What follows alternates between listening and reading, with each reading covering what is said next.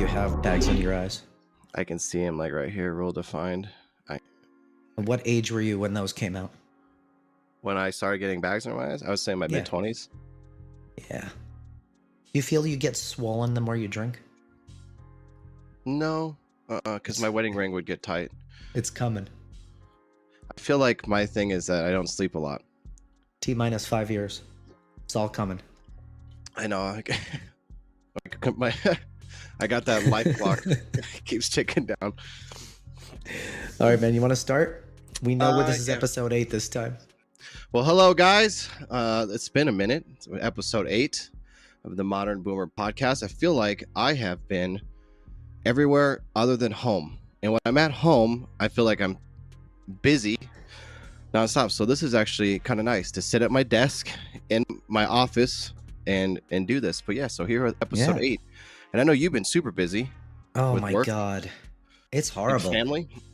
It's family. I got kids going off to college. We had to fly out to Indiana. We just went on a trip. We can talk about that later on vacation. And the one thing about, being an ER doctor is when you don't get PTO, you don't get vacation time. I've never had that in my professional life. I don't even know what that is. Everybody knows what that is. I don't know what that is. But so when you work 12, 13, 15 shifts a month, which is pretty typical for emergency medicine because they're greater than 8-hour shifts. If you want to take a week off, then you've got to basically work all your time around that week. So you got to fit a month's worth of shifts in 1 month minus the week that you took off. So the summer is like that a lot. So you got like a whole lot less time to do what you want to do, like outside of, going away and going to work, but like hobbies like this or gaming or whatnot. It's just not a lot of time. Right.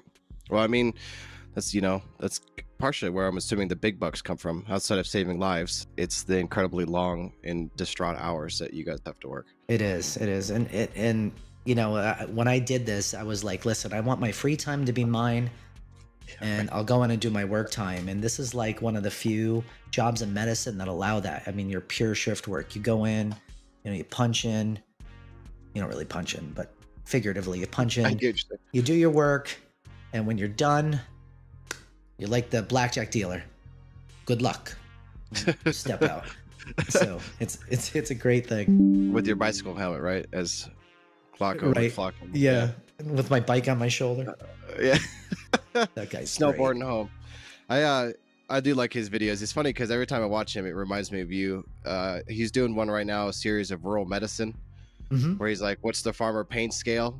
And he's like, "I'm here, ain't it?" And he's like, "Oh my God, like this is That's horrible. get my crash bag," or whatever he says. You know what I mean? That's true because I'll tell you, I trained in Lancaster, Pennsylvania, a lot of farms, and I remember they brought a kid in who had he had to be like 14. He had like no blood pressure.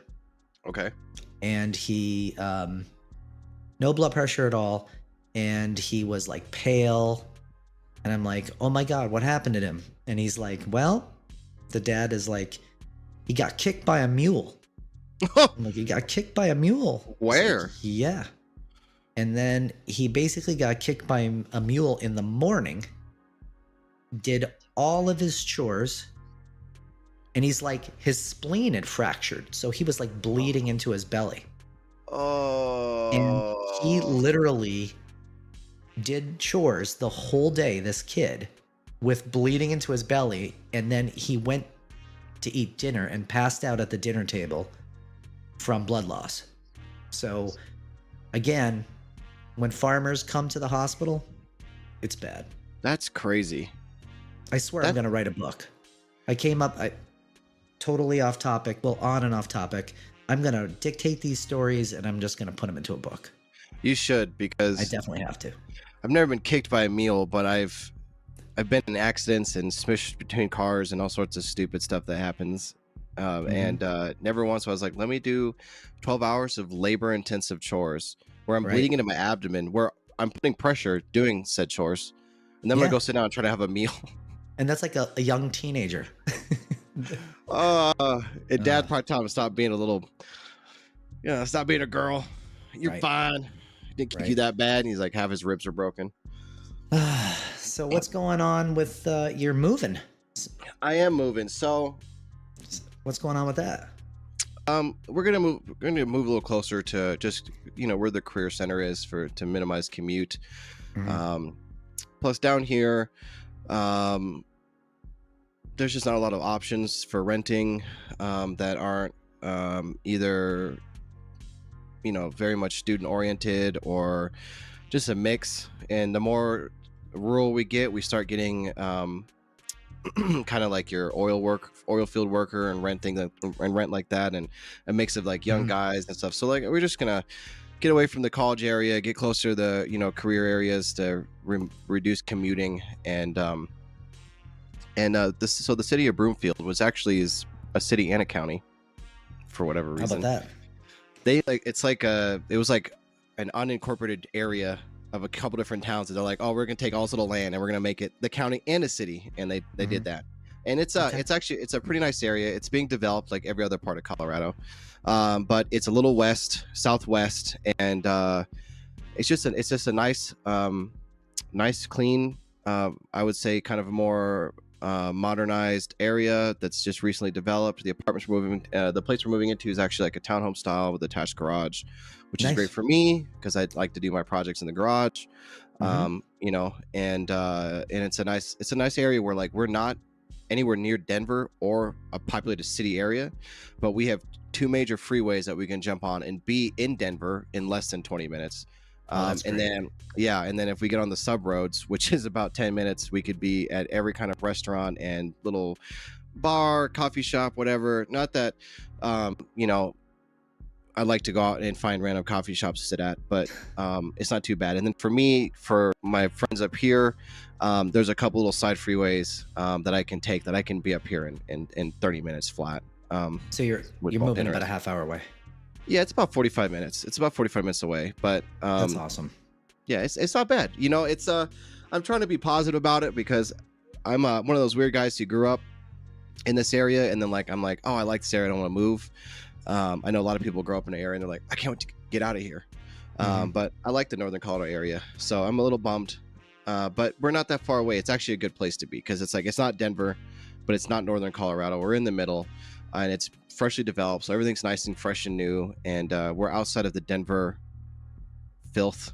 Sorry, Denverites. Sorry, Denver. And we're not so far north that we're touching Wyoming, so it's good. It'll be exciting. Right. It's Broomfield's always been a nice area. And so how I'm long until you do excited. that? October 1st. We'll move in October Oh. 1st. Not that much But- longer. No, I will. We'll get movers. We'll get Mhm. movers to come down and move us, or at least load the truck. Because I think we have an issue where the apartment's not going to be ready the day we have to leave this unit. So I think we're going Okay. to load the truck up and stay somewhere for just the night. But I'm going to talk to the apartments. It's really, 24 hours going to make that much of a difference. Right. So and see if they're willing to be lenient with us. Hopefully.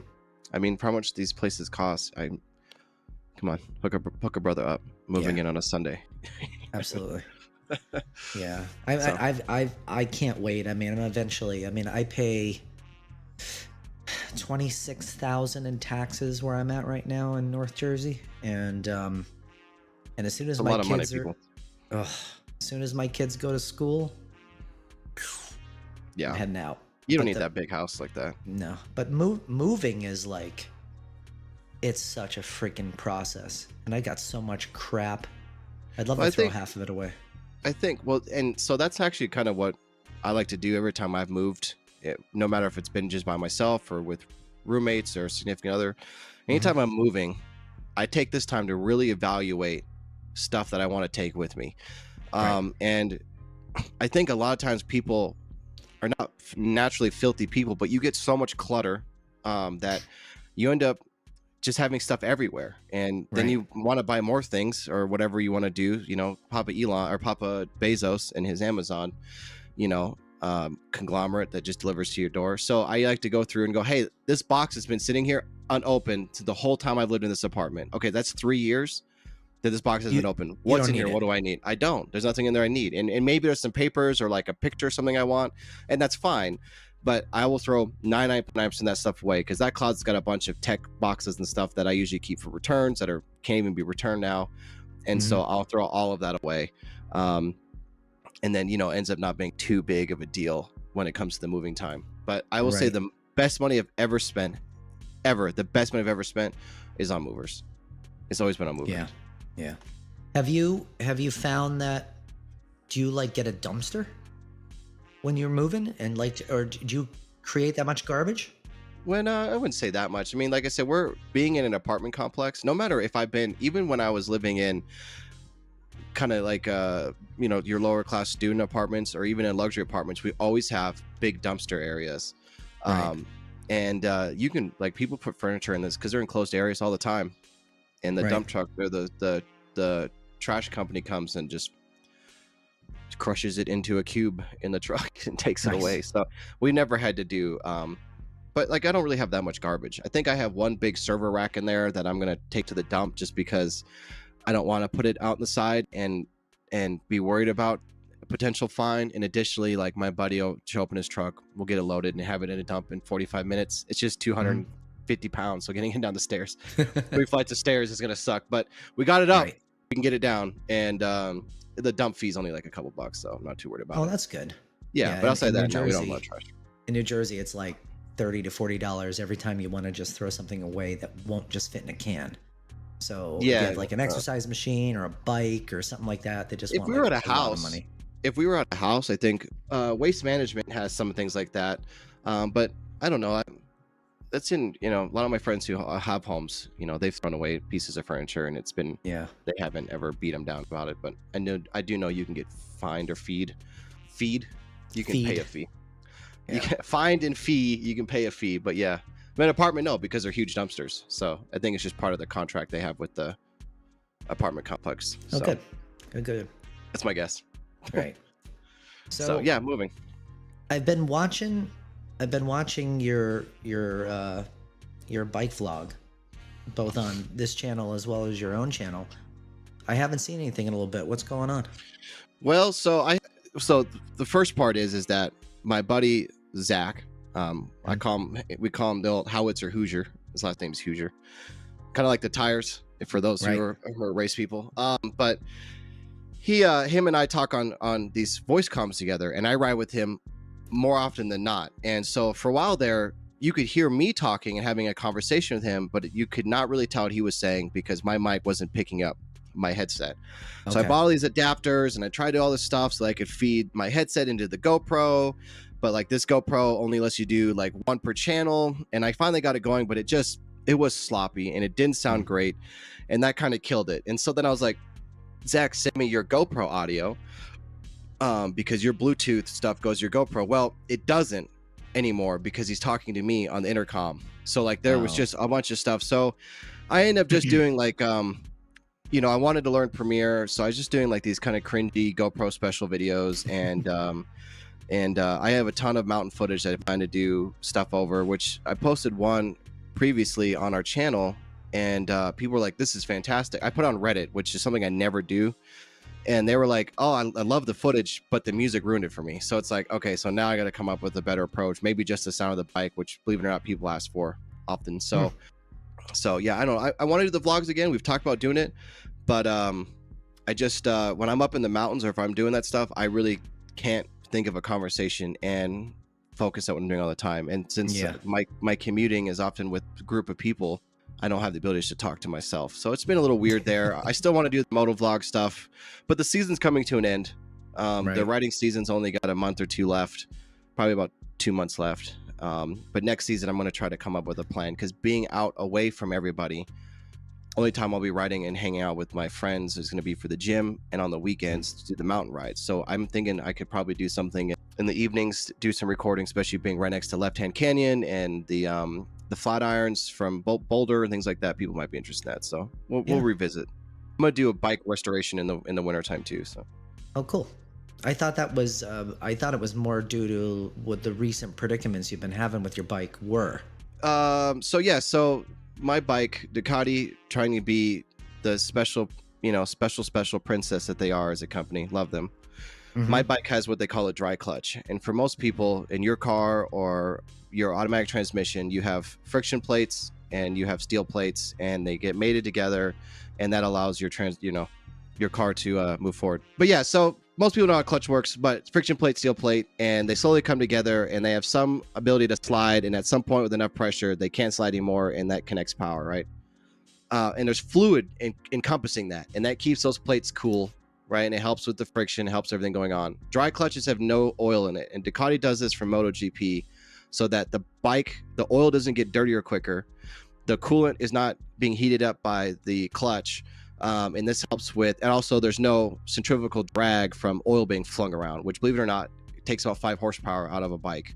And when you're talking MotoGP, 5 to 10 horsepower can be significant. So that's where the dry clutch comes from. And for you Ducati guys, it sounds like somebody put a bottle of screws in a dryer when it's just rattling away. And that's the plates kind of jumping. Anyways, it's serviced about 2,500 miles until they need to be replaced, until they give out. I got 3,200 out of mine, and I was in the mountains. I was in a canyon doing my carving, and all of a sudden my clutch decided it didn't want to be a clutch anymore. It wanted to be just consistently in neutral. And it wasn't really present at low speeds, but if I got on the throttle, I'd see my RPMs rap, I'd hear the bike rap, but the bike wouldn't go anywhere. And not having a dry clutch before, I thought my tire was slipping. So I was getting a little anxious in the mountains going, why are my tires slipping so aggressively? And I have a kind of a nice brand called Pirelli. Not kind of, they are. It's a good brand of tire. They don't do that. But it was freaking me out. And then we got down and I realized that my clutch is just spinning. And so I had to get the plates overnighted from a shout out to Moto Million. I know we're not sponsored by them, but Manny over at Moto Million has been great to me. He was the only one I could find that had it in stock. I mean, I called like Warhorse Racing out of New York, which do like a World Superbike for America, their Ducati team. They didn't have any in stock. So Manny did. And he had them in my hands in literally a day. So I got it installed. It was a lot easier than I thought it was going to be, which makes sense. It's supposed to be. But so yeah, so that's good. But in addition to that, I got off the mountain. This is a different time. I got off the mountain and I was meeting up with some family at a winery. And this winery it's kind of out in the boonies. It's a pinky out winery. Oh yeah. And they're mostly a wedding venue, and there's actually a wedding showing up there, and it's a very nice winery. It's a very beautiful place, but it's kind of hoity-toity. And I showed up and I parked the bike next to another motorcycle. Now understand that this winery has no concrete or asphalt other than the plat around the building the building sitting on in some of the dock area. Outside that, it's this mulched asphalt gravel, which that's fine. So I got some rocks. I packed some rocks on the kickstand. I did the wiggle test to make sure it wasn't sinking. Nothing sinking. Locked my bars, checked again, nothing, good to go. Walked away. I not thought to myself, in about 30 minutes, I'm going to come out and I'll check on the bike again just to make sure in a hot day. It wasn't but 15 minutes gone by, maybe 20 minutes tops. And the owner of the winery who was a rider, he had a beautiful Indian. He came out and said, hey, your bike is leaning quite a bit, and I want to let you know, so you can go out there and pick it up. And when I went out there, it was not leaning, it was on its side. And I cried internally, and I wanted to flip tables and go postal and, like punch the first person next to me, which would have been a small child, but that's okay. And so I was really mad because at first I was like, oh, it must have sunk in the ground. But when I looked at the pictures I took for my own purposes, it wasn't that deep. It looked like what had happened is that, and I don't know, the guy didn't have any parking lot camera footage, which is understandable. It's a small winery. Right. And I just don't know what happened. I don't know if it got bumped. And the weird part about it is Ducati has a black box in their bikes, just like a plane that detects. Do they really? Yeah. So when you crash, it's recorded in that black box. And I have a special piece of software, an analyzer tool that I use for track riding that reads black box data, and the flag for a layover for like any sort of aggressive toppling of the bike was set to 0, which tells me that it must have slowly sank, but it didn't look like it done that because the hole in the ground wasn't conducive with the rock. I know it was weird. I couldn't really figure it out. Nonetheless, the bike didn't have any damage other than the rear fairing, which if you look at a bike, they have like behind the seat, there's like this plastic fairing piece, and there's a taillight underneath that. Well, because I was parked next to this concrete plat where the owner had his bike, my plastic piece just nicked the corner of the concrete and broke the taillight and the plastic fairing on the bike, which cost me $888 and some change to fix. How much? $888. I could I actually thought tell you you the said phone number. I thought you said $188, and I'm like, it's got to be more than that. But I didn't expect it to be Yeah, no, 800. it was. Give me a second. I can tell you what it was. It was. Don't make it more than that. Shout out to Ducati Omaha. They've been amazing to me as well. Let's see. $855.93, and that's with a $25 service account discount that I have through them for a rear fairing ×1 and a tail light. The rear fairing on that bike, just the plastic piece on the seat, was $564.94, and the singular tail light was $315.99. License to steal. Yeah, so I mean, it's just, don't crash your Ferrari, Yeah, man. So It's OEM parts. it just, and the thing is, it's like the price doesn't bother me because I expect to pay these things. I didn't buy the bike thinking that I would never have to pay any sort of repair. I mean, it's a track bike, it's a mountain bike. At some point, I will lay it over. It's got every safety feature, and I will have to fix things, repair, and that's fine. But it just sucks because, like, I didn't do anything, and I went through even the additional steps to pack rocks and make sure it wasn't tilting, and had a timer on my phone for 30 minutes to go out there and check on it, and just something happened, and I don't know how in 15 minutes it could go from being not budging at all to laying on its side. So that was hard to walk out and see something like that. That hurt quite a bit. But I'll say that bike's good. It's running great. Even with the broken fairing, I was able to kind of get it mangled together and glued and in a place that people didn't even notice it at first until I said something. But I know it. My heart breaks while my taillight is broken. But no, it's doing good. So bummed out about that. But you and I are very much the same with like being super like anal about having things not have problems. Yeah. And I think I may have told you this story, but I mean, when the iPhone, I want to say it's the 3GS, that was like the first iPhone. Yeah, that was a while back. That was like one of the first iPhones that I think went over to Verizon. But I had it on AT&T. I switched just to get the iPhone. And the back of the iPhone was plastic. It was black. It was gloss black. Remember that. The front of it had it had a silver ring, and then of course the screen. And I kept my phone inside a case every day without fail. Without fail. Except one day. I took the thing out.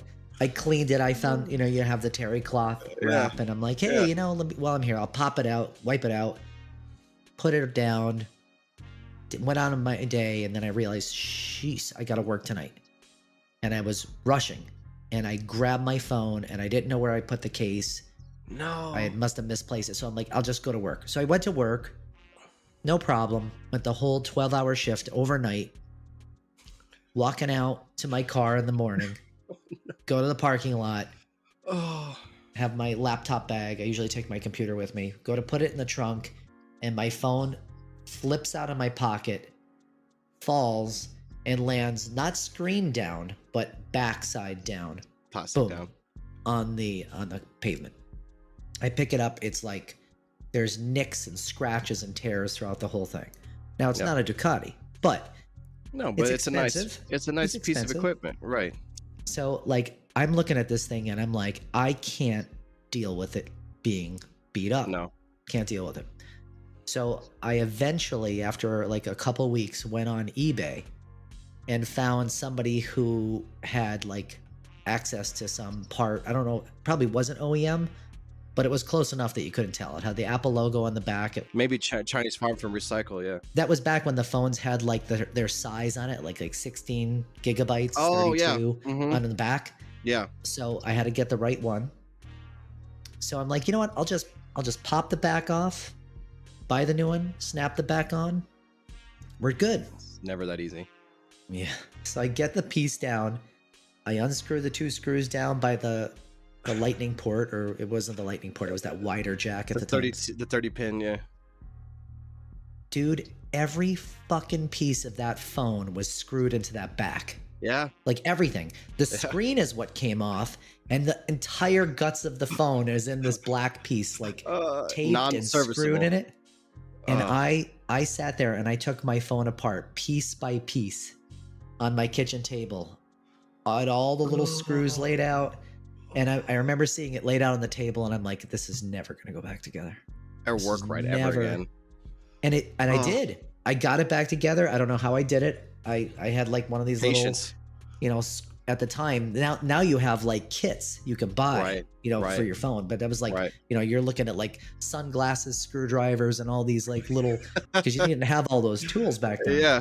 And No, I fix it, Yeah. kids. and now you're right. No, I fix it, kids. And now I had to put the whole thing back together. My ex-wife now, but my wife at the time is like, you are an idiot. You're gonna have to buy a new phone. Like, this is like, it was scattered like all over a whole table. I'll show What? you, woman. By 5 a.m. of constant work and Oh, I 8 hate hours that of feeling. YouTube video watching, I got it hate back that together. feeling. Yeah, for those who don't take on, like, for these large projects, they can be so over encumbering. But I'm assuming that doctor patience kicked in, and you're like, just one piece at a time. And Mhm. for those who are getting started on that, take pictures as you go. That's what I do every time I've had to take a bike apart or engine apart or whatever. Right. I'll take pictures of my steps, Right. and then can go back and reference it. Except my But- picture was my phone, and couldn't. The phone's You know. broken. Yeah. So it didn't work out in that respect. But yeah. Well, like, in that and I- scenario, and I get stubborn because, and I actually just got in trouble for this just the other day. She's like, you're tired, and I had a cold. I didn't feel good. I wanted to go to sleep. She's like, why are you going to bed at this hour? I said, because I have this many things to do, and I'm telling myself I will not go to bed until these things are finished. I'm the same way. And I'm the same way. phone was no different. I stayed up like an entire day because I'm like, nope, nothing Mhm. happens until this is back together. Yeah. And then I just like put my head down and just do it. There's something to that. I wonder if it's like a derivative of like a work ethic or mentality or whatever. But like, I've been the kind of guy where something would break on my truck or Mhm. or anything. I mean, as far as back to remember, and I've had girlfriends think I'm so weird because at 2 a.m. I'm gonna like get up out of bed or whatever because I can't sleep, and I'm gonna go take pictures of what's broken so that I can sit on my phone and do research on how to fix Mhm. it until I have a solution in my mind, because I can't do it right now. I don't have the stuff that I need. Until I have a solution in my mind, You have a plan. Yeah. I'm anxious about it. I mean, I'm it's the just what it same way. was. It's The horrible. Same exact way. And, My ex used to freaking hate that I did that. I drive- don't know why. I mean, I don't say it's a great thing because then we're miserable. It's a prison of torment, mental torment. But things get It done is. right. They get It done is. fast. They get You know done. what I mean? And they don't get put off. But that's why she's an ex. Well, Right. speaking of that, Oh no yeah. more alimony. Congratulations. I wish I had. We'll have to drink a whiskey in the weekend for that one. So Now you can buy a Ducati. right. That's the thing. So for everybody out there, just so you know, alimony is real. It's impressive. It can be impressive. And, it can really hit your wallet super hard. And there's a lot of variable ways of Get a good lawyer. calculating alimony, but the typical way is usually it's 1/3 the difference of your two salaries. So whoever earns more, take 1/3 of that, and then that amount is typically paid over anywhere between 40 and 70% of the length of the marriage. I just don't understand it. I never understood alimony, especially in modern times of equality and things like that. People make this, in the 50s, in the 60s, and the 70s, and maybe the 80s. I can get where, if a woman, you may feel pressured to be the homemaker and do those things, and the world wouldn't cater to the working force women, and I respect that. I get it. But in modern times, nobody can force you to be anything you don't want to be. It's a mutual decision. And so if a relationship fails, now infidelity and things like that, maybe you have an arguing point, but if it just doesn't work and you guys have that handshake, even though it's not really a handshake, I never understood it. You know what I mean? Let's go on our own. Why we want to be attached in some way. I never figured Right. that out. Right. So I mean, the argument often is the life you gave him, right? Something like that that. one, well, there's the marital standard. That's the first thing. and that, especially when there's kids involved, you want to try to keep the marital standard as close as you can for the sake of the children. And I don't necessarily disagree with that at all. But the other part is that the marital standard could work against you in the fact that, like, I chose to work full time, and my ex chose to work part time, and still the doctor to help raise. She's still a doctor, but to help raise the kids, and that's great. And I understand that. And then there's the other statement that they can say, the other spouse made sacrifices so that you can be successful. I mean, there's a lot of different ways that these things are what's the word? Not defined or explained, maybe justified. I don't know. But I mean, every scenario is different. You know what I mean? Yeah. I mean, it's hard. I don't want to say that every scenario is like mine, but if you are, if your spouse doesn't work at all, then, if they're stay at home husband or wife, I mean, and you make, because you feel like, well, I make enough money for both of us. If things don't go right, that's going to be a big hit. I'd argue that a lot of people say, oh, just don't get married. And I would say that's a funny joke between men, and there's a lot of truth in it, but I think it's more about make sure who you're marrying. Right. Because relationships can fail for all sorts of reasons, and you want to make sure that the person you're with, because it's obviously emotional one way or another, whoever's going on.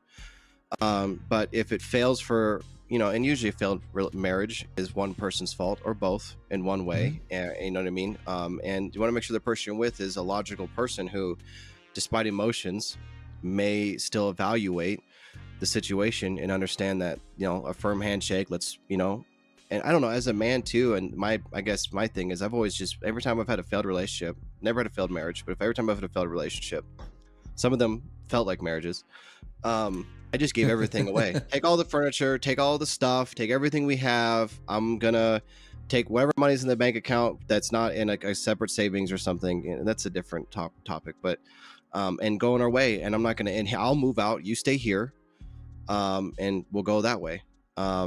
And I can rebuild. Don't bother me to buy couches or furniture. That's easy, right. Just make sure you know who you're marrying. That's important to do. It's important to really, don't get married in 6 months. Right. But I guess some people, you never know.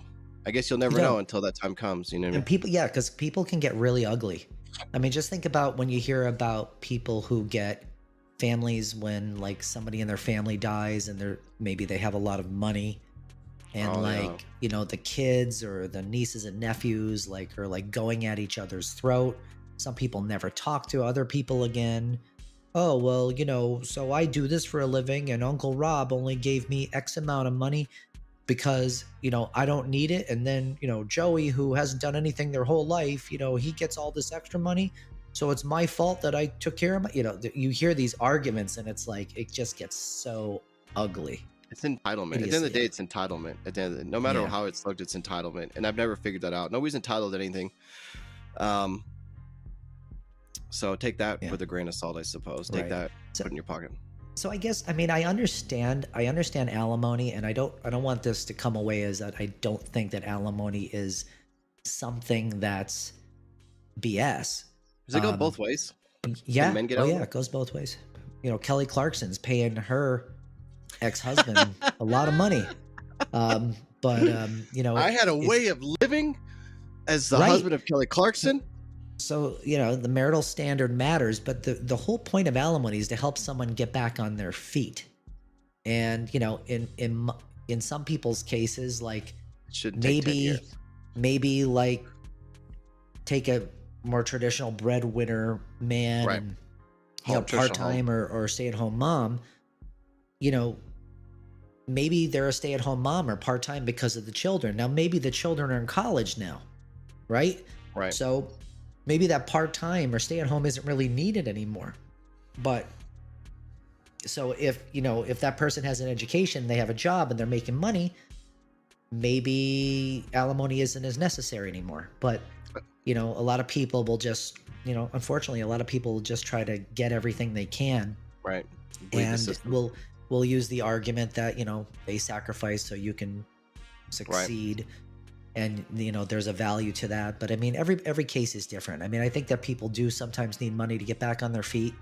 I think sometimes it's a little bit over exaggerated, and I think that's just because arguments get ugly, people get ugly, and Well, and that's just the way it is. I honestly think that the courts have changed a little bit, and I've always been advised that if you're, as a man, if you're going through a separation, to get a female lawyer and a female judge, because they don't have the same patience. And it's funny to say that male judges oftentimes are older men who have a lot of traditional views Mhm. and judgment in traditional manners. And for the women, you want a male judge often, and the other way around. But I just think that as society, I think that we should just learn to shake hands. That's the thing about relationships that I've always struggled with. And don't take me wrong, I've had my heart ripped from my chest at numerous occasions in my life, and have been totally heartbroken. And some of them were ugly. I'm not a perfect person. I've been angry. But at the end of the day, I've always been like, after some closure or whatever, like, shake hands, move on. Because it's why I spend so much time going through such detrimental pain and suffering and hate and anger, and just shake your hands.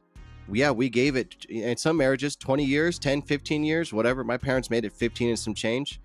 But shake your hands and recuperate as much of your life back as you can, and start taking the next step forward, rather than knock out, drag out, Vietnam trench warfare that's unnecessary, that both people Right. end up suffering for long periods of time. And it's like, it seems toxic to me. I It never is. understood it. You know what I mean? It's terribly toxic. I have a friend. He's a physician, and literally every single thing is another reason to get a lawyer involved. Like every little thing. Oh, you Yeah. didn't do this. Oh, you didn't do that. Oh, Yeah. you want an extra day? Well, talk to my lawyer. Oh, and it's like, That's oh crazy my to me. God. That's crazy to me. Absolutely crazy to me. Don't you just want to live your life? I would throw hands over my motorcycle and my computer. Outside that, I don't take everything. My motorcycle, though, I would be pretty vindictive. I would figure, Yeah. I would like sell it to my buddy for 6 cents, and Yeah. then now he owns it. Actually, I heard a story. A friend of ours, her dad and mom went through a pretty rough divorce, and this man liquidated all of his assets into cash, and then gave cash to numerous amount of his friends in the thousands, and just had them hide it. So then when there was separation, it did look like he was, what's the fancy word for insolvent? It's the fancy word, insolvent. He's insolvent. And that helped him a little bit, though I know he still ended up having to pay an arm and a leg. And then a girl I dated, Right. her father and mom went through a divorce, and he had to give her part of his company that he had created, and like $150,000 cash up front, all sorts of stuff, and like they hate each other. Right. So don't do that, It's guys. ugly. It's Don't be- ugly. So Don't be toxic. outside of so the other thing I've heard is, I don't know if this is New Jersey or if it's a federal or national change, but alimony used to be taxable. So it's income. So it's the other spouse's income. So you get your paycheck, your taxes are out of it. You now hand a lump sum of money over to your spouse, and then that spouse gets taxed on it. So you can't get taxed on the same dollar twice. So you can be refunded the tax on the money You give the spouse. gave, because you already were taxed on it, and now they're getting taxed on it as income. So it's technically not your income because you gave it away. Right. You used to be able to get the tax back. Now you don't. Now, like, I was grandfathered in because that change occurred after my divorce went through. So there was a grandfathering So you in. can't get taxed on the same dollar twice. So now apparently, like, if you give alimony, you're taxed on it, you give it, and then that person does not get taxed. Wow. So you're paying the alimony and the tax. But that usually means maybe the alimony award is less, because it's basically how much money is coming out of one spouse's pocket. That's true. So- It's no longer net. That's one of the things, but That's crazy. That's why you need a lawyer for that stuff. And they're You so do. expensive. You know what I mean? They're ruthlessly expensive. it's worth it though. because you can get burned if you're not careful. I mean, I Oh, feel that I kind of rolled over and took more than I should have because, you're afraid. You're like, hey, I'm on my it's own. stressful. Stressful. I've got to rebuild my life. And this person saying, person's lawyer saying like, we're gonna take everything from you.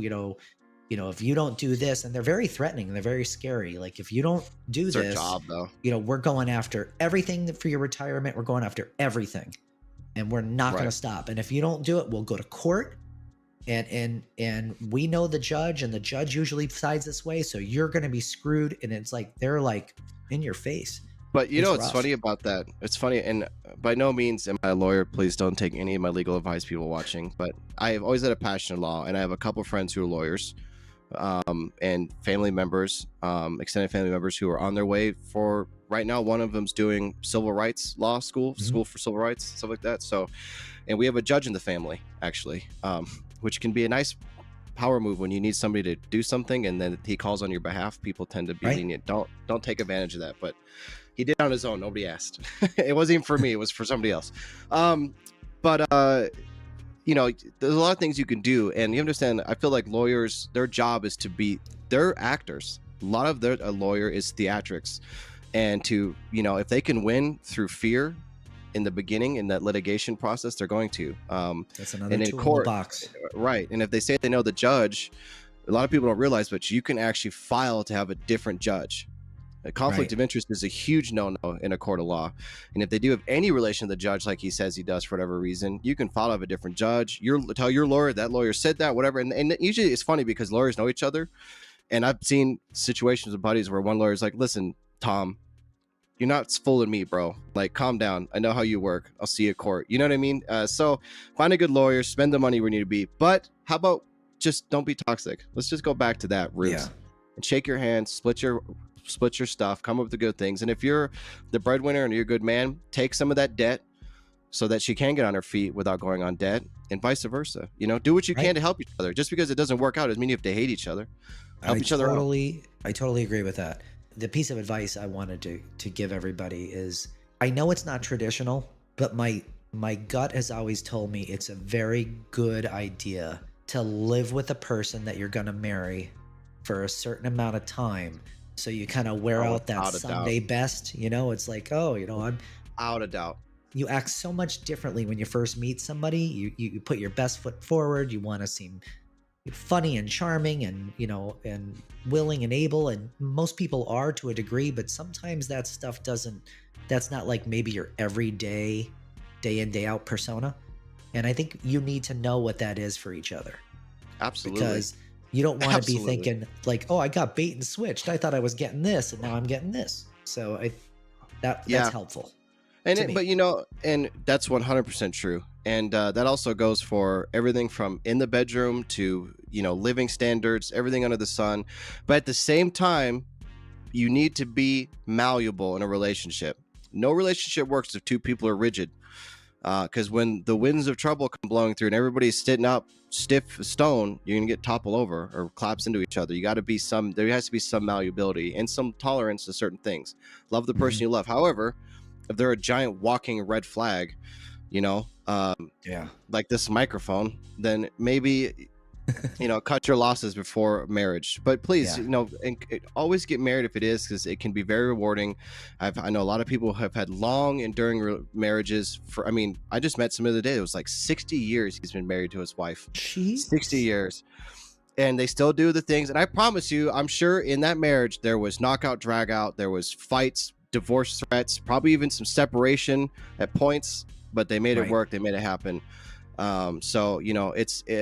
I think the hardest thing that I hear from young people is they have this illusion in their mind that like it's just this glorious thing all the time. It's not.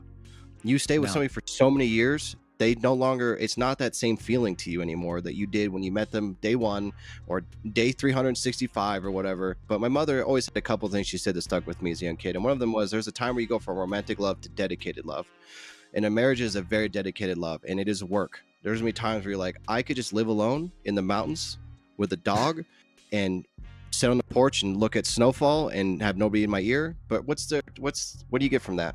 The Help dog us in doesn't care how silence? much stray you're playing. Yeah, exactly. Maybe it's a cat. You might be like, yo, what's going on over here? Right.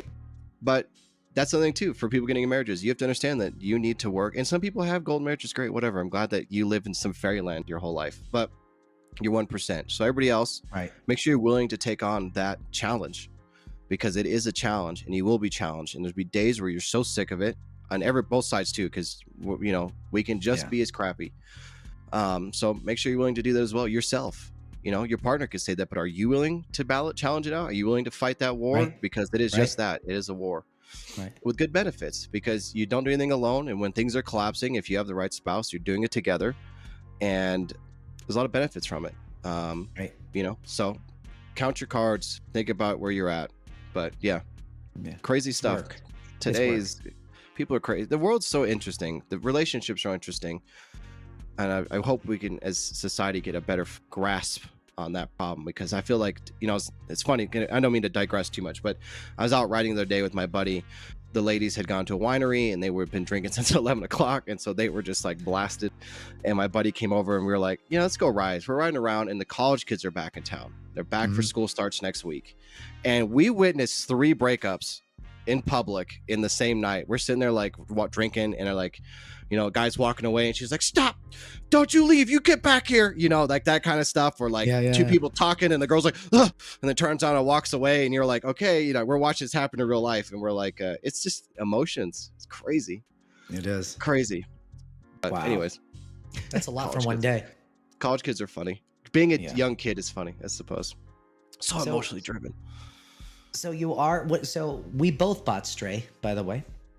Yeah. And, So I love that game. I haven't been watching all of the episodes because I haven't gotten as far, and I don't want to see how to run the game. So yeah, how's no, that been going? I haven't watched it. So I've always been I've always been really passionate about like single player story driven games, Mhm. but I like fighting and combat in mind. So I usually don't play these like story driven games where it's, it's not like shooting and banging with some RPG aspects. Like this is truly story driven. Mhm. It's very interesting. And so a little background: I've never been an animal person. I grew up with some cats that I loved very dearly. One of them, when I left in my younger years, my mom had, and then she gave him away to somebody else and wouldn't give him to me, and then he died of old age, and I had no idea that he died, and it broke my heart. And then I had a cat, my late cat Tilly, who had melanoma of the face, who literally it was not a problem, and then it was a problem, like so fast to the face, like her face is swelling up. And we did Home to Heaven, and they came, I'm sure I've talked about this in other podcasts, but we had Home to Heaven come out, and they give her some sedatives, and they give her some pain meds, and then they give her the whatever drug, and maybe Doc, you know what that is, but they just die very peacefully. And I remember watching the bottom of her feet, their beans go from like a red to white, and I knew from my maybe experiences in life. And I'm not a crier, and maybe that's a crappy, what do they call it, toxic masculinity trait. I think in my longest relationship, which is the one I'm in now, but 7-8 years, maybe you've seen me cry once or twice. You know what I mean? And one of them was this cat, and it obviously is like a man tear. So it's like it's raining in my house. Don't look at me. Let me get my sunglasses. Right. But it hurt me, and something in my brain triggered overnight. I don't know what it was, but I have, ever since the passing of Tilly and seeing her suffer and all the things going on, something in my mind tripped, and I now have this unconditional love and passion for cats. And I've always been a bit of a cat dad. I've not been a cat weirdo, and I'm at the weirdo stage where, like, if I saw a cat in a gutter on the side of the street, you're coming home with me, bro. We're gonna take care of you. Like, I'll deal with the outcome of that. And I've actually considered doing a rescue, buying a barn dominion, and trying to do some sort of rescue for elderly people who, when they die, where do their animals go? Oftentimes to shelters. You know what I mean? Yeah. So why not a sanctuary where these animals can now live their lives in some comfort? Obviously, it's a pipe dream, but if I had the money or the ability to, something I could see myself doing. But nonetheless, Stray was intriguing to me because I love cats. I love cats. They've always been wonderful to me, and I wanted to play it. It was super interesting. But because I have a passion for cats, and because this game, the autonomy of the cats and the story, it's so good. The meowing and the sounds, the way the cat walks and everything's going on, I don't know, it like hits me in the feels. So for For the first time, I'm playing a story game that I'm like having an emotional reaction to. I'm dedicated to the characters, the cat that you're playing as, and it's so interesting. It's such a unique, interesting story, and it's funny because the story progresses quick, but it's long. So even though you feel like you're moving fast, there's so much still to go. And I like that. It keeps you engaged. And the graphics aren't very intensive. It's not a very graphically intensive game, but it's a beautiful game. It's very gloomy and gray, and what is the word I'm looking for? Like dystopian. I call it, if you watch the videos, I call it LA. California in 2040. But it's a it's a really good game, and I recommend it. Even if you're not a cat person, I really recommend it. I'm sure some guy will mod it for a dog at some point, but it's a good game. It's worth it. It's really cool to play from the eyes of this animal, Yeah, I mean, it has great reviews on Steam. I feel it's kind of like puzzle based too. Different like tasks and things you have to accomplish. I wish, I don't know if you can get, can you get different cat skins? I wanted to be, because one of my cats is a black cat, Luna. Me too. And that's my cat. Yeah. Sorry guys, I'm suffering from dust as usual, living here in the Dust Bowl. But yeah, I wanted a black cat, and I was hoping I could switch there and switch it over, but no, you can't. I'm sure somebody will mod it. It's a texture replacer, but I would have preferred to play a black cat, because in my mind is the kind of person who gets immersed in video games by doing something that can connect the person to me. Playing as Luna, or like my Moo, my long-haired cat. That would have been fantastic. But at the same time, the ginger cat's fantastic. It's a cool game. I really recommend it, guys. And check out my video. I'm actually, after this podcast, Doc and I have some other things to do, and then I'm going to be doing episode 3. Because I want to play this game so bad, but I refuse to play it without recording it. So I got to make sure I have the time and place to get a recording in, and because I don't want to do anything that hasn't been seen. But game's a lot of fun, and I would totally throw hands for that cat, and if I could be in the game, I would just beat up robots all day to save that cat. It is what it is. I totally agree with you. It's a very interesting concept. It's interesting of the cats like pulling out plugs and plugging things in. I thought that was funny. Companion. Have you got the point where it meets the little drone? Yes, I just got to that. Yeah, I thought that was so cool, because like the game felt very lonely and dreary, and the little drone companion brought a little bit of sunshine into the game, because it gives you this new system, a bunch of mechanics that you didn't have prior, that give the game even more complexity for puzzle solving. I'll be looking forward to that. Yeah, it's really cool. It was really cool to have like inventory of this cat. Do you need to drink? Because I know you can scratch rugs. You can. I don't think you need to. I think I did it. Just immersion. I can't find any bars or stuff that warns you of dehydration, and I think the idea is that it's trying to immerse you. Yeah, just immersion. Because I know my cats. So gotta do cat things. Yeah, you got to drink from fresh water. A lot of people don't know, but cups are communal in a home. If you have a true cat, cups are communal. Cats like water. If you see you drinking water, they go, that water's fresh. I'm gonna get some of that. Yeah, and I've learned to just let Luna and them drink. I know people are like, oh, that's gross, but whatever. If you have dogs, get out of here. But yeah, I went. Also, we were talking about trips and dropping. We went to Indiana to drop my stepson off into college, so that was a hoot. But a month before that, we went on like what we felt was going to be like the last family vacation. Gen Z trigger warning. Right, and yeah, it's coming. So, so the reason behind that is that, kids are getting older. They're going to college. They're starting to do stuff with their own friends. They're not wanting to hang out with your parents as much, and that's like the natural progression. They're getting their own lives. Yeah, no issue with that. But we said, you know what? One of my kids, my daughter's going back to school to start her second year in college. My wife's son is going, 700 miles away to college. We still got 2 kids at home. Let's do one more family vacation, because 2 of them already didn't feel like going. They're like, Dad, I don't want to go there. I don't want to go. So like, you know what? Come on. One more time. Let's do this. So they go. So we decided to go on Norwegian Cruise Lines. And you have not been on a cruise. I think we talked about that. No, right? yeah, I've never been on a cruise. You don't like the water. But yeah. Yeah, just drink some whiskey. It'll be all right. But yeah, I'll be all right. But the situation is my kids have historically loved cruises. So we're going on a brand new boat, right? The boat's it has a go-kart racetrack on the top of it.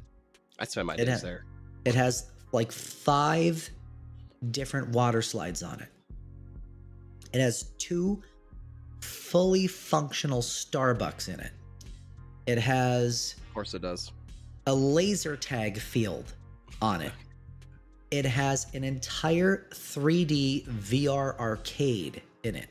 Oh, that's cool. That's really cool. It has, it's specialized areas for different ages. It has, obviously pools, hot tubs. It has one huge hot tub on the back of it that holds like 28 to 35 people. Holy moly. It's huge. It's got this big nightclub outside with this big like screen on the back and lights and lasers and all this stuff. Bring my kids on it. And within 24 hours, they're like, this is stupid. This is Internet. so boring. And I'm like, okay. And then I did what my parents did. You know what I did when I went on vacation? I was watching Lou Ferrigno and the Incredible Hulk at my house. And then we drove to Ocean City and I watched Lou Ferrigno, the Incredible Hulk at someone else's house. That was my vacation. Yeah. I would sit in bars like the Green Turtle and try not to slip on the freaking peanut shells on the floor. And I would keep my goddamn mouth shut. And then maybe if I was good, maybe I might be able to do a water slide or do a go-kart thing, go to the boardwalk maybe one night. Yeah. And that would be for me. But like these kids you're riding go-karts in the middle of the Atlantic Ocean. Who does that? Right? Right. And they're like, my son's like, it's too crowded. It's too hot. It's too muggy. It's too loud. It's too dangerous. I'm like, it's dangerous? He's like, yeah, you're in a boat. It could sink. Very unlikely, by the way. Yeah. Very unlikely. There's nothing really to do. The lines of the water slide are too long. And I'm like, it's just excuses. I promise you, young man, the engineers who built this boat right. They're not gonna, you know what I mean? This ain't the Titanic, hopefully. Yeah, no. I don't know if you saw in the news, like a Norwegian boat like hit a freaking iceberg, and I'm like, you don't have means of determining like that an iceberg is around? I assume that they would have like sonar or some sort of monitoring device. They do. Literally hit the freaking boat. If you Google it, there's an easy video to watch. But the boat probably took it like a champ and just kept on. Oh, the boat took it, yeah. But anyway, so it didn't end up being as great of a vacation as I wanted it to be. But my kids, we even brought them jet skiing in Bermuda. We went on this huge like party boat that had like these areas that jump off into the water that literally were like higher than the height of a house, into the water. Slides, everything. So a couple of the social kids, media though. My daughter enjoyed it, but she's a little older. But everyone else are like, I don't need to go on any more of these. I'm like, all right. So that was the last probably full family vacation that I can foresee for a while until maybe they're older. That's what I say. Pump the brakes till they're older, because now as a grown man, when the family wants to go, like we're gonna go to Costa Rica, I'm gonna get so wasted in a pool. I'm so excited. Yeah, and I think that means something. Like when kids, like say when they're on the boat, I mean, I have 4 different kids of 4 different ages. You got a 20 or 19-year-old who could technically drink in international waters if I give them a letter. So I let her have like a glass of wine or a beer. And in Bermuda, the legal drinking age is 18. Oh, so free game. Right. So you literally have that. Then you have like an age to be in the teen club that ends at 19, but then 18, but the one who wants to go now can't go because the other one's 19 and not 18 and they won't let them in. So there's all these age-related things. Like to enjoy it, I think you need to have like full reign. Like you need to be able to do everything and go everywhere and that there's nothing holding you back. And that might be a different situation too. Yeah, but I'm about to sound like a modern boomer, or maybe a boomer in general. But we grew up at a different time. My dad would have beat the snot out of me as a kid if I was like, I don't want to do none of this. I hate everything. I just want to stare at my MySpace, which I didn't have remotely at my age, at that age, I suppose. Um, but some of it I think is that you build the standard. Like these kids have their social media in their groups and things they enjoy, and that age they don't have the ability to. They haven't been beat down by life yet to enjoy going on a go-kart in the middle of the ocean on a boat. Right. And that comes later, Yeah, they were maturity. they're like, so like, a lot of times when you get on a cruise, they have like a package, right? They have something that they'll Right. give to you, like, oh, you get like to eat at the specialty restaurants, you get the free alcohol or whatever. So we had like the internet package, and it's like 120 minutes. And Which is so weird to me. It's a way to milk the dollar. My kids are like, what do you mean 120 minutes? I'm like, well, you log in, you're on the internet, and then when you're done, you log out, and then you're off the internet. And they're like, that's stupid. I'm like, well, I don't make the rules. That's the way it is. I agree with you, but nothing we can do about it. And they're like, what if I log in and I don't actually use it? Like, they're thinking like megabyte data. And I'm like, it doesn't matter. You log in and you go to sleep and you log out, it's gone. It's just time connected. This is dumb. Can't you just like order unlimited? and they literally want like just unlimited internet because they can't stand the fact that they're disconnected. Yeah, that's understandable. They want to I get it. Instagram and stuff. I mean, like, don't be a snotty shit. Doc's kids talking to you. But at the same time, I also understand the disconnect. You know what I mean? Like, I was like download GTA on my iPad because when I'd go to like the family, with my lady to her family, I'm like, I got to play a video game. I can't just do everything you guys want to do all the time and come home and then watch Christmas Vacation for the 90th time, which is a great movie. Don't take me wrong. Right. I got to play a video game. You know what I mean? So everybody goes to bed. I'm like out there drinking a Jack and Coke in the living room playing GTA on my iPad. But were you playing GT what? GTA, Grand Theft Auto. Oh, Grand Theft. Okay. But yeah, so like, I get it, but at the same time, the entitlement is the problem. Like, it's okay to be bummed out you don't have internet, but just be excited when you get to go back and have it. Take photos, get involved, do that social media presence that you want to show everybody. How would your friends really think you're this cool bombshell person if you actually hate your vacations that people wish they were on? You know what I mean? But with your parents too. I guess at that age, I would rather fucking die in the desert on a horse with no name than be with my parents. Yeah, I get it. But that changes. I promise you that changes. I take my mom and she loves it. So, that part's... I'd be like, and I love it.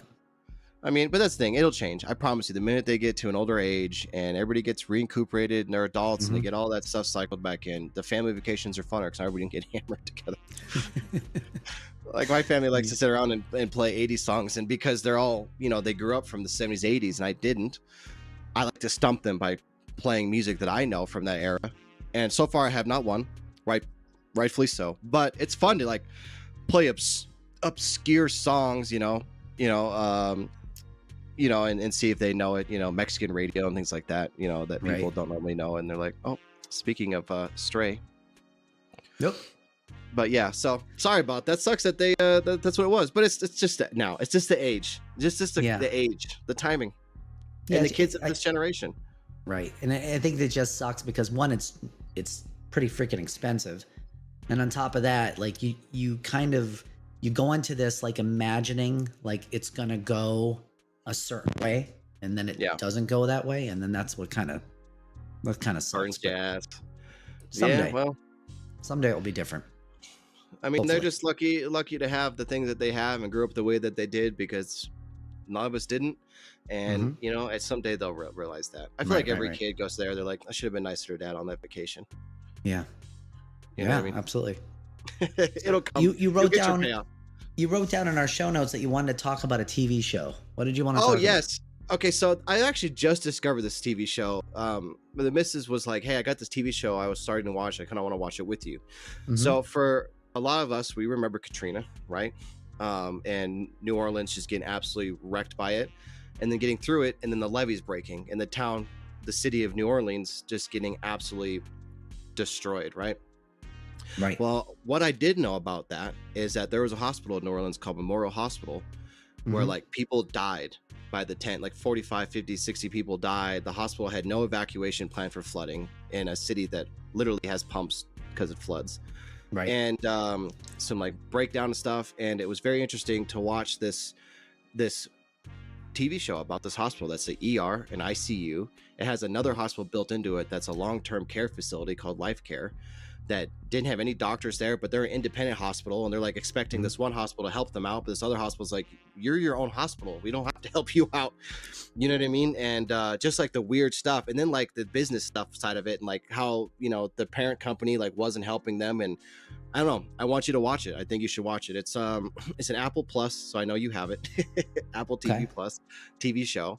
And for those who may not have Apple, I recommend their TV service, because Apple Plus has made some of the best TV shows It's and pretty movies good. I've ever, like, they're fantastic. They're better than AAA Hollywood, you know, Warner Brother movies. There's that one with Tom Hanks and the robot and the Oh apocalypse yeah, or whatever. that was fantastic.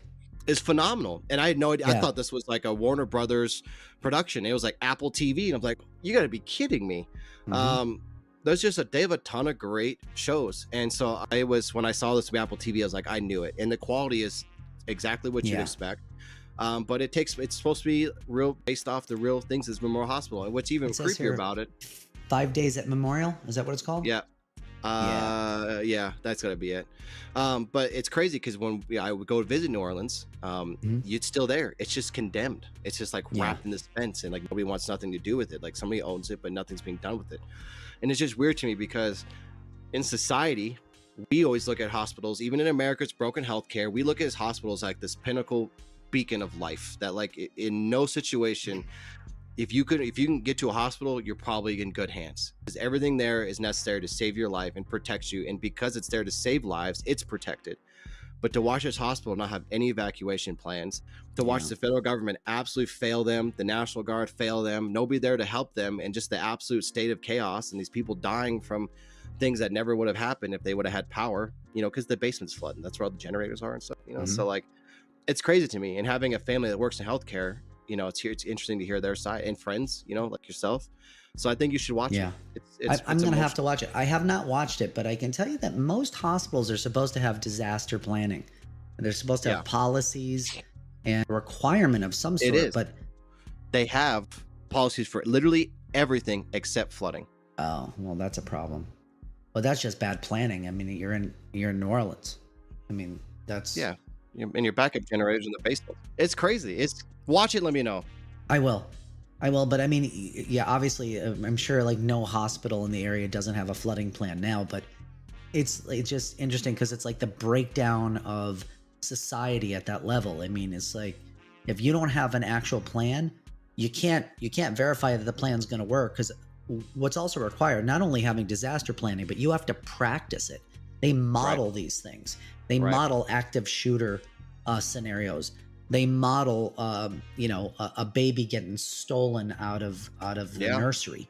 They model what ends up happening if there's some sort of mass disaster and 14 school buses full of kids get into a massive accident. And how are they going to handle this overflow of patients? That's all practiced. And, to try to come up with something on the fly as it's happening, that's hard. Because you need staff, you still need electricity, generators, obviously, if in the basement, that's shot, and then you need to get sick people out of there. And if you're flooded, I don't know how that's going to happen. So I don't know. You got to watch it. No, I just put it up on the website, and I'm not hearing any of the audio. I just see the trailer. I think this is the girl from all the James Wan movies. This is the head this nurse is lady. Lorraine Warren. Remember Ed and Lorraine Warren? I knew she was famous. I'm watching the TV show. I'm like, I know this woman from somewhere. Yeah. And it looks good. She's also in No Country for Old Men, I'm pretty sure. Oh, really? I think so. I have to verify that. But yeah, you should watch it. And then even so forth, me with my military knowledge and things like that and experience, I Mhm. was blown away by the National Guard's absolute lack, because like a lot of people don't know, but combat engineers are subsequently part of the Army Corps of Engineers. And when COVID hit, a lot of you guys saw them turn stadiums into full-fledged hospitals in Mhm. days, right? Right. That's what they're tasked to do. That's the whole purpose behind it. Not only can they defend because they're combat engineers, but they can turn around and can do vertical construction. And it blew my mind that like the Army is not in there with combat engineers getting everything they can, because a little bit of flooding, sure, that's great, but we're the United States military. We can deal with some flooding. We can get people to hospital. We can do what we need to do to get people out. And the government's absolute failure, the Bush administration, failed to save these people. And I knew Katrina was rough, but it's crazy to see it from this medical standpoint. Horrible. So yeah, it's crazy. There's like a lot of crazy stuff going on. And, you know, and of course, emotions get in play, and people like, you really see, you want to talk about living with somebody, figure who they are, put somebody through a situation of life and death, and you're going to quickly realize who they are. Right. And what they're capable of. So yeah, it's worth the watch. Watch it and let me know behind the scenes, and then we'll do a review on a podcast, because I don't want to wait till a podcast to know what you think. I gotta know beforehand, but we can recover. We can, you know, go over it on a podcast. I'll definitely check. I didn't even know this show was even there. Yeah, I Did this just come out, or is this been out? I don't know. I have no idea. I don't know. But like I had made us stop watching it because like there's only like 5 episodes and we're 3 deep, and I was like, I could binge this. It was that good. You know what I mean? This is like Chernobyl. Oh, Chernobyl's Chernobyl's fantastic. Yeah, and you guys should watch that too. And I did a bunch of research on that in high school, so like I was ready for the facts. But it was cool to see it in a show, because they did pretty good. They nailed it pretty accurately in that show. But yeah, watch that. Let me know. Watch that and let me know. Now, switching gears a little bit, because I know we are running on some time. I know some of our podcasts are getting longer, but I know from this fancy thing dangling in the screen here that you have done a little bit of overhaul. And for those who don't know, Doc was doing the virtual audio cable shenanigans, which is just wire mess digitally. Yeah, it is. So you've changed. You got some new stuff. I did. I'm still in the process of changing. I'm like, you know, one of the reasons why I haven't done even videos on my other channel is because I'm just slowly, first of all, life, right? Work, trying to go away. And then I'm like turning over all this stuff. One of the cool things I didn't realize was that the MasterCard, I have like the Norwegian MasterCard. So when I paid for these cruises, I get points. I didn't even realize I get points. I get an email and they're like, your points are about to expire. You need to cash them in. So I go on the website. I'm like, oh, okay, what could I get? Doc goes on a lot of cruises. Yeah, I know. We're having a sale on gift cards. And it's like X amount of points is equal to $1 in a gift card, right? Yeah. And they're like, well, if you get Best Buy, we're going to give you 20% more money. I'm like, Don't threaten like, me with a good time.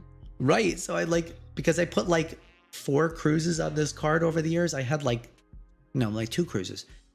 I had like $750 of Best Buy gift cards just like shipped into me. Oh my God. I look like a kid in a candy store. I know. So I went and I found this thing called the Rode Podcaster. So Rode, if you don't know, they're a microphone company. Yeah. They make mics. They do, I think, a headset or 2. Great mics. High-end. Great mic. Industry standards.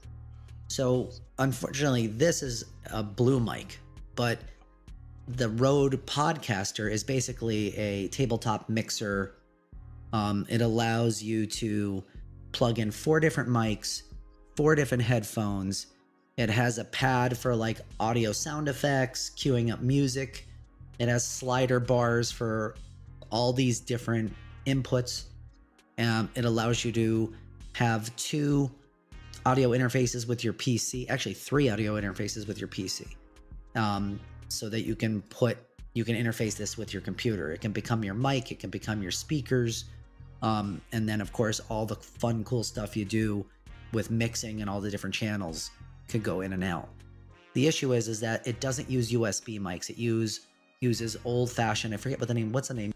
You can see it here. You can see it here. Oh, the XLR. Yeah, that's the XLR. Yeah. So I had to get a new mic. So that's one of the reasons why I got rid of my Elgato Wave 3. Sold that. Quality is just much better, and it'll be interesting to hear this podcast because this is the first one we're recording with this mic and then this unit. So we'll see how it goes. But they update this thing like every couple of weeks with new firmware. They keep adding new features to it, and it's just super easy to use. And I don't have to use up computer resources to do it because it's its own little device. Yeah. So hopefully it works out well. Rode's a great brand. They make phenomenal mics. A lot of people don't know, but yeah, that virtual audio cable stuff can be very demanding on your computer. Mhm. And if anything hinders that, it just ruins the audio. Things get out of sync, and it can be horrible for video and recording. So I'm interested to see how you enjoy that. And honestly, guys, I don't even know what he sounds like because Doc and I actually communicate through Discord for the latency. It's a lot better. And so I'm hearing him through his headset mic and not the fancy mic on his desk. So we're going to hear that one together.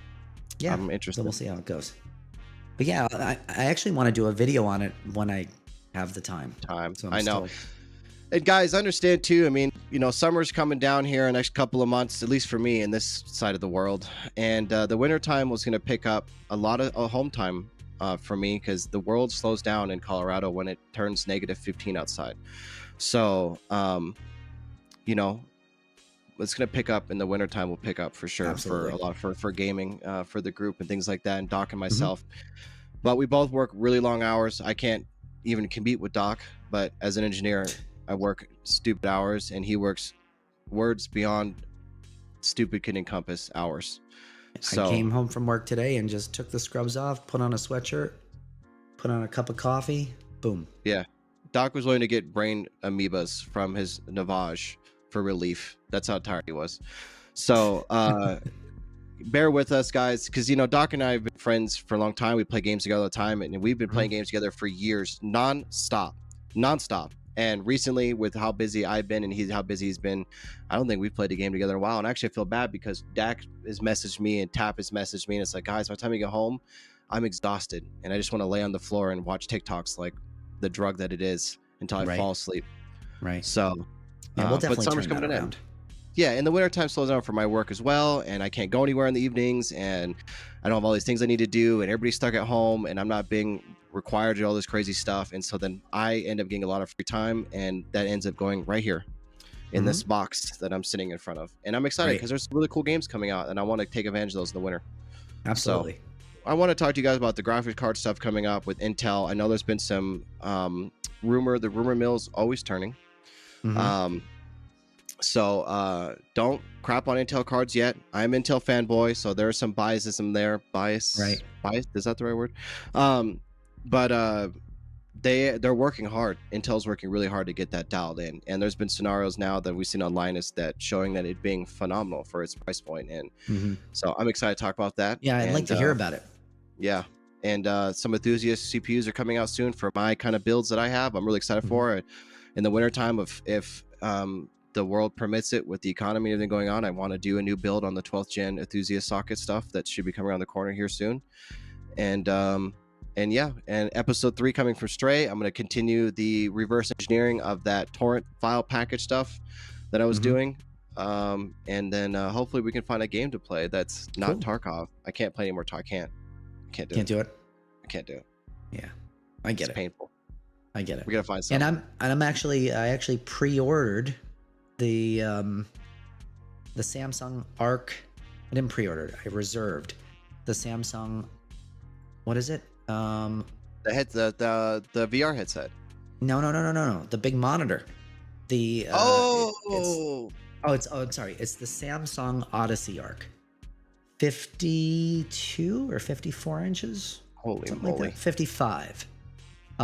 And the thing about this is it allows you to put like different things on the screen at once, and you can dial down the size of one thing on the screen, increase other things on the screen. There's some kind of big process that does that. Firmware, internals. Yeah.